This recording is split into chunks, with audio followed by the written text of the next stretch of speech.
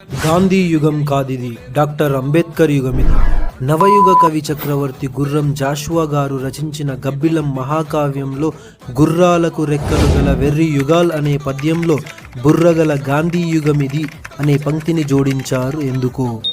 కానీ చరిత్రను క్షుణ్ణంగా అర్థం చేసుకుంటే 1920ల నుంచే డాక్టర్ అంబేద్కర్ మహానీయుడు బహిష్కృత హితకారిణి సభ స్థాపించి మహర్ ఉద్యమంతో దళితులకు నీళ్ల హక్కు సాధించి 1928 సైమన్ కమిషన్తో దళితుల ఓటు హక్కు గురించి చర్చించి 1930లలో జరిగిన 3 రౌండ్ టేబుల్ సమావేశాల్లో పాల్గొని దళితులకు సపరేట్ ఎలక్టోరేట్ కావాలని కరాఖండిగా బ్రిటిషర్స్ని డిమాండ్ చేశారు.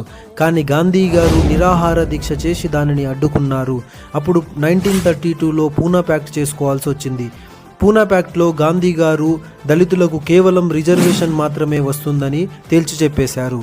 అంబేద్కర్ గారు అక్కడితో ఆగక 1947లో రాజ్యాంగ ముసాయిదా కమిటీకి చైర్మన్గా అయి దళితులకు, ఆదివాసులకు, బహుజనులకు, మహిళలకు, అగ్రకులాల వారితో సమానంగా రాజకీయ, విద్య, ఉద్యోగ, ఆస్తి హక్కులను కల్పించారు డాక్టర్ అంబేద్కర్ గారు.